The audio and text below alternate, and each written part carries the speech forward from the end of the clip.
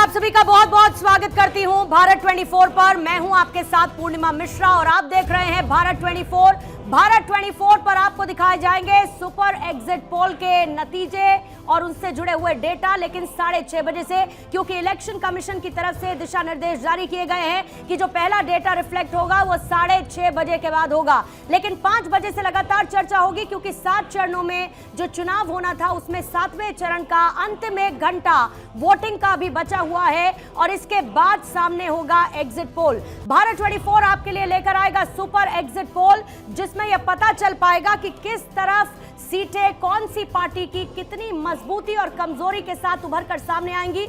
हालांकि जो exit poll होता है वो सटीक नहीं, लेकिन एक अनुमान होता है और इसी अनुमान को सुपर एग्जिट पोल में आपके सामने रखेगा भारत 24। मेरे साथ मौजूद हैं भारत 24 के कंसल्टिंग एडिटर अजय कुमार जी, और अब से थोड़ी ही देर बाद करेंगे चर्चा की शुरुआत। लेकिन चर्चा की शुरुआत करने से पहले, जैसा कि हमने आपको बताया कि बड़ा फैसला कांग्रेस की तरफ से लिया गया है, क्योंकि एग्जिट पोल पर हम करेंगे चर्चा सुपर एग्जिट पोल पर। ऐसे में कांग्रेस ने फैसला लिया था कि उनके प्रवक्ता शामिल नहीं होंगे डिबेट में, लेकिन अब से थोड़ी ही देर पहले पवन खेड़ा की तरफ से ट्वीट करते हुए यह जानकारी दी गई है कि अब उनके प्रवक्ता डिबेट का हिस्सा बनने वाले हैं। और दूसरी तरफ प्रधानमंत्री खुद कहते हैं कि मजबूत विपक्ष होना चाहिए। तो जाहिर बात है कि ऐसी चर्चा के दौरान हम लोग भी ऐसी उम्मीद करते हैं कि मजबूत विपक्ष की तरफ से मजबूत पक्ष भी रखा जाना चाहिए। तो आइए शुरुआत करते हैं। और सबसे पहले, क्योंकि आदिति मेरे सहयोगी मेरे साथ मौजूद है, हमारी पॉलिटिकल एडिटर, इसके साथ ही हमारे साथ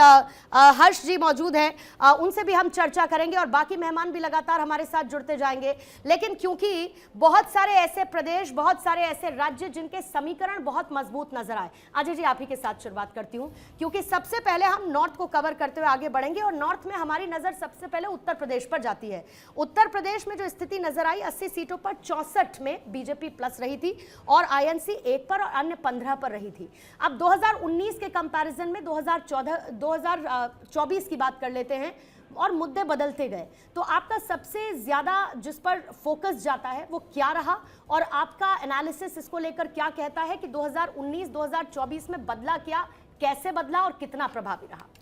देखिए, अगर हम उत्तर प्रदेश की बात करते हैं तो सबसे पहले जो बात हर किसी के ध्यान में आनी चाहिए वो ये है कि उत्तर प्रदेश का इस बार का चुनाव बाइपोलर चुनाव है और ये उत्तर प्रदेश की राजनीति में एक बहुत बड़ा बदलाव है, जो कि 80 के दशक के बाद से लगातार आपको देखने को मिल रहा है।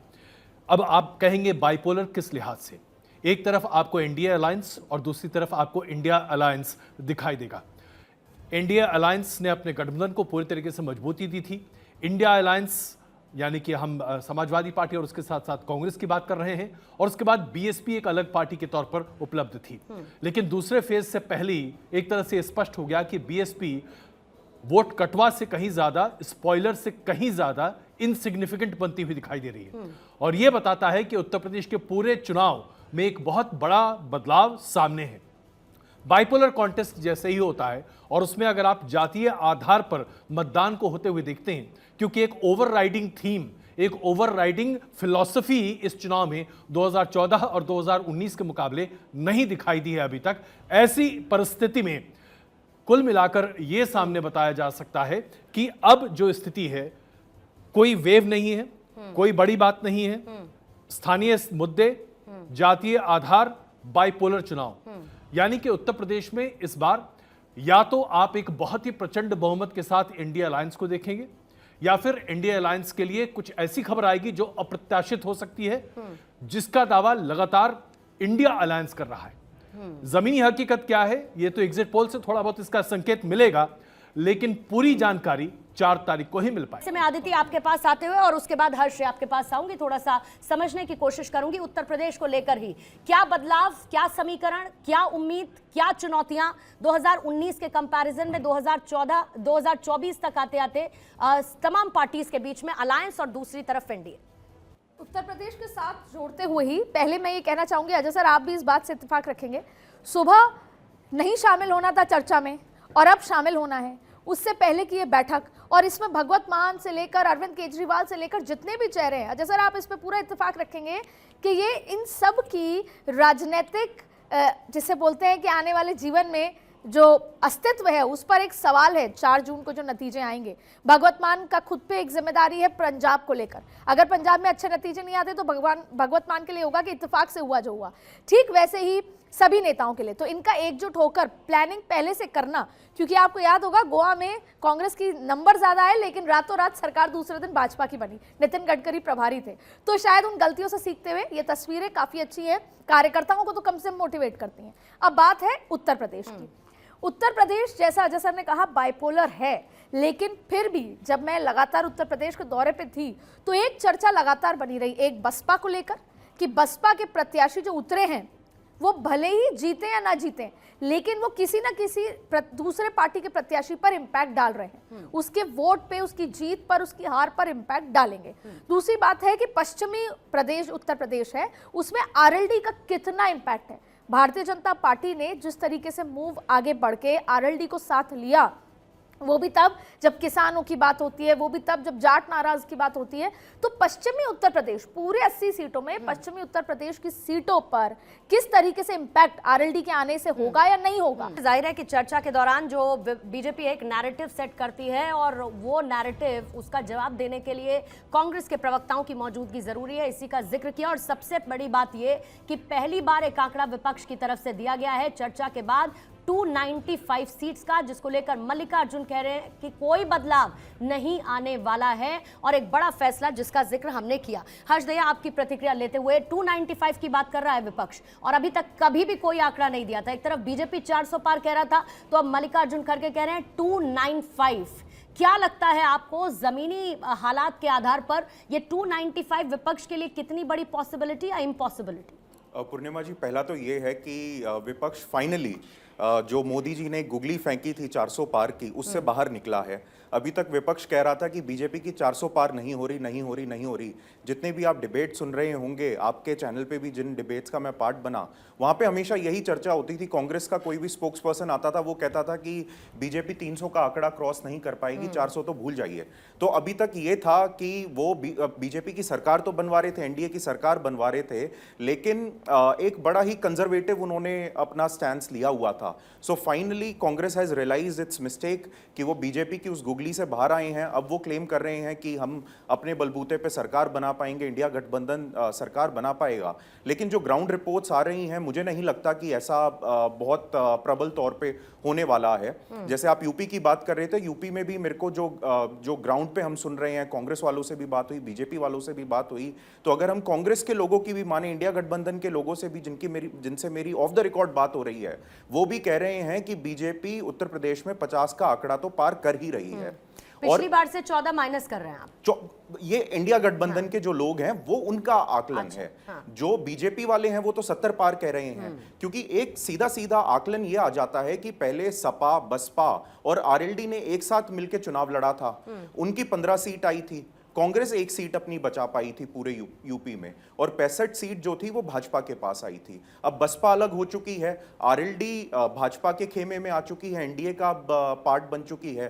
तो जो पश्चिमी उत्तर प्रदेश में लग रहा था कि जो जाट बहुल इलाका है, जहां पे लग रहा था कि बीजेपी को जाटों की नाराजगी, किसानों की नाराजगी फेस करनी पड़ेगी, रालोद के उनके साथ आने पर, जयंत चौधरी के उनके साथ आने पर उनको काफी उसमें फायदा होने वाला है। और इसी बीच में प्रधानमंत्री की तरफ से, क्योंकि उनकी साधना खत्म हुई है, तो प्रधानमंत्री ने अपना एक संदेश भी जारी किया है और उस संदेश में प्रधानमंत्री की तरफ से बहुत कुछ कहा गया है। साथ ही प्रधानमंत्री ये लिखते हैं कि मां भारती के चरणों में बैठकर आज फिर से इस संकल्प दोहराता हूं कि जीवन का पल पल और शरीर का कड़-कड़ सदैव राष्ट्र सेवा में समर्पित रहेगा, ये प्रधानमंत्री ने कहा है। और जो संदेश उनकी तरफ से लिखा गया है उसमें ये लिखते हैं कि भारत के अंतिम छोर कन्याकुमारी स्थित विवेकानंद स्मारक में आकर मैं एक अलौकिक और अद्भुत ऊर्जा का अनुभव कर रहा हूं और इसी शिला पर मां पार्वती और स्वामी विवेकानंद ने तपस्या की थी। आगे चलकर इस शिला स्मारक के रूप में एकनाथ जी ने स्वामी विवेकानंद जी के विचारों को जीवंत किया था। आध्यात्मिक नजरिए के प्रणेता विवेकानंद जी मेरे आदर्श, मेरी ऊर्जा, मेरा साधना के स्रोत रहे हैं। और इसके साथ ही पूरे देश का भ्रमण करने के बाद जब स्वामी विवेकानंद जी ने इस स्थान स्थान पर आकर तप किया था तो वहीं पर उन्हें भारत के पुनरुत्थान की एक नई दिशा प्राप्त हुई थी। ये मेरा सौभाग्य है कि आज इतने वर्षों के बाद जब स्वामी जी के मूल्यों और आदर्शों पर चलते हुए उनके सपनों का भारत आकार ले रहा है तो मुझे भी इस पवित्र स्थान पर साधना का अवसर मिल रहा है। यह प्रधानमंत्री की तरफ से संदेश दिया गया। पहले तो अदिति जल्दी से क्विक रिएक्शन इसी संदेश पर प्रधानमंत्री जी की तरफ से दिए गए, क्योंकि जाहिर है साधना और साधना से फल की इच्छा तो है ही। देखिए, सबसे बड़ा संदेश ये कि मेरा कण कण जब तक मैं जीवित हूं, ये कण कण राष्ट्र सेवा के लिए, राष्ट्र जन की सेवा के लिए है। और आज एक बार फिर साधना के बाद जिस जगह आप देखिए कि कन्याकुमारी क्यों कहा जाता है, सबसे पहले पूजा जहां करने गए वो कन्याकुमारी मतलब पार्वती जी का कन्या रूप, उसे कन्याकुमारी। और ये वही जगह है जहां पे शिव की प्राप्ति के लिए कन्याकुमारी में पार्वती जी ने अपना ध्यान किया था। फिर विवेकानंद की बात करें, तैरते हुए गए थे वो 500 मीटर, वहां पहुंच के उस रॉक पर उसके बाद फिर स्पिरिचुअलिटी, राष्ट्रवाद को एकदम जैसे पुरजोर तरीके से पूरे देश में फैलाया। प्रधानमंत्री ने वहां जाकर ध्यान किया और ध्यान करने के बाद एक बार फिर ये विश्वास दिलाया कि मेरा कण कण जनसेवा के लिए, राष्ट्र सेवा के लिए। और अपने आप में एक बड़ा मैसेज है, क्योंकि जब हम ग्लोबल लीडर की बात करते हैं, हम देश उसकी बात करते हैं कि प्रधानमंत्री मोदी का विजन क्या है, तो इस चिट्ठी में विजन सामने नजर आता है। और साथ ही वो अंतिम में ये भी लिखते हैं कि राष्ट्र की उन्नति और देशवासियों के कल्याण की कामना के साथ मां भारती को कोटि कोटि मैं नमन करता हूं। ये प्रधानमंत्री की तरफ से संदेश आया है। जयराम विप्लव, जल्दी से आपसे एक प्रतिक्रिया लेते हुए, क्योंकि साधना तो प्रधानमंत्री ने की है, फल की इच्छा के तौर पर क्या देख रहा है एनडीए? प्रधानमंत्री जी बहुत सालों पहले से उनका जीवन जो है देश को समर्पित रहा है, उसी संकल्प को उन्होंने दोहराया है। तो वो तो देश की उन्नति के लिए ही प्रार्थना कर रहे हैं और फल के रूप में एक विकसित भारत का संकल्प उन्होंने देश के सामने रखा है। आज देखिए, अभी आपके इस कार्यक्रम के दौरान ही हमने दो पक्ष और विपक्ष को सुना। हमारे आदरणीय राष्ट्रीय अध्यक्ष जी भी बोल रहे थे और आदरणीय खड़गे साहब भी बोल रहे थे।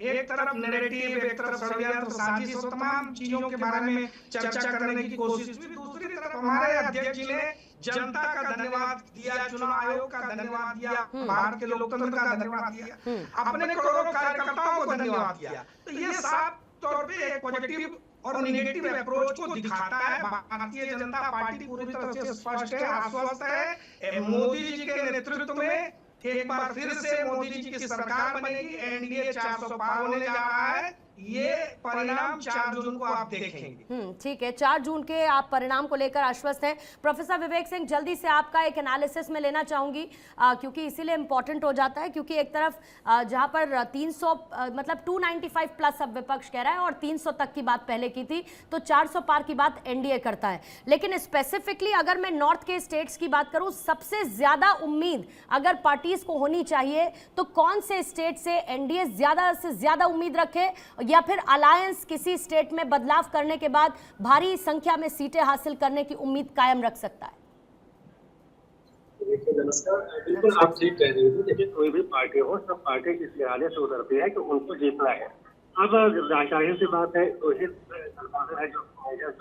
रोल प्ले कर रहे हैं, एक है इंडिया और दूसरा है एनडीए। देखिए, एनडीए ने तो शुरुआत से कह दिया था कि 400 पार करना है। देखिए, अब बार बार ये बात करें कि 400 पार ही क्यों, इसके बाद आप और कोई एक कारण दे सकते थे। लेकिन देखिए, अगर आपको अपने कार्यकर्ताओं में आत्मविश्वास रखना है, भरना है, तो आपको एक ऐसा नारा देना पड़ेगा जो कि सबको सूटेबल हो और सबको आसानी से समझे।